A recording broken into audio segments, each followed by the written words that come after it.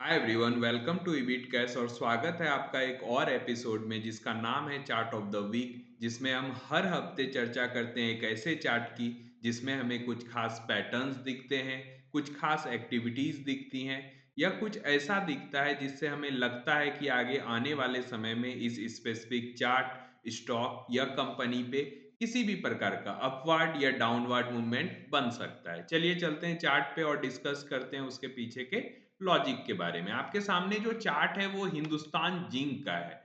इस हफ्ते हमें मेटल सेक्टर को अगर आप गौर से देखोगे इस पूरे मंथ में, इस पूरे वीक में, तो आपको नजर आएगा कि ये वो सेक्टर है जो एक साथ लिक्विडिटी का शिकार हुआ है।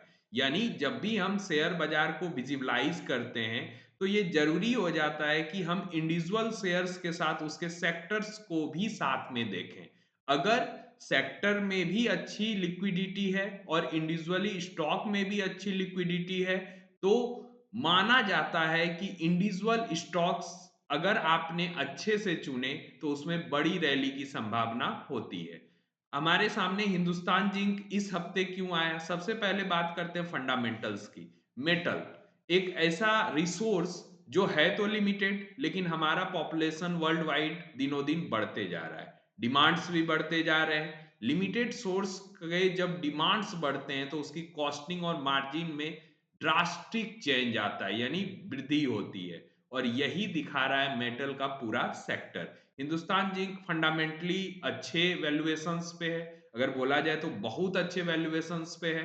अगर डिविडेंड को भी देखें तो डिविडेंड वाइज भी सारे stocks, Hindustan copper, Hindustan zinc, काफी अच्छे हैं। आप देखोगे ये 19 रुपीज का डिविडेंड, 10 रुपीज का डिविडेंड, साल में 3-4 डिविडेंड देते हैं। अगर आप अप्रॉक्स कॉस्ट लगाओगे तो ये 10 से 12% के डिविडेंड ऐसे ही पे करते हैं। यानी 12% का रिटर्न तो आपका है ही, अगर शेयर चले या ना चले। और अगर उसके साथ शेयर्स भी चलते हैं तो आपका रिटर्न बड़ा बन सकता है। टेक्निकल्स यानी चार्ट पे हमें क्या नजर आया? चार्ट पे एक बड़ा बेस बनता हुआ दिख रहा है। इसे डबल बॉटम जैसा स्ट्रक्चर बोल सकते हैं जो काफी बड़े रूप में बना है। इसको और थोड़ा कंजर्वेटिव करके देखेंगे यानी नैरो करके, तो आपको यहाँ पे एक डबल बॉटम का स्ट्रक्चर दिखेगा जिसका ब्रेकआउट यहाँ पर आ चुका है ऑलरेडी। लेकिन हम एक और कंफर्मेशन की तलाश में है कि अगर ये लाइन का भी ब्रेकआउट डिसाइसिव तरीके से होता है तो हमारा लक्ष्य 746 के आसपास का होगा। यानी कि यहां से हमें लगभग 20-25% की रैली साफ साफ दिखाई दे रही है।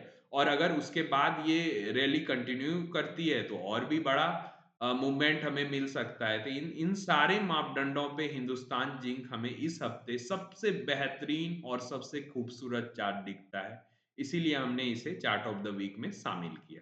हमेशा की तरह एक डिस्क्लेमर, अगर आपके पास हिंदुस्तान जिंक है या आप हिंदुस्तान जिंक में किसी भी तरह का पोजीशन बनाना चाहते हैं, होल्ड करना चाहते हैं, बढ़ाना चाहते हैं, तो अपने फाइनेंशियल एडवाइजर की राय जरूर ले लें।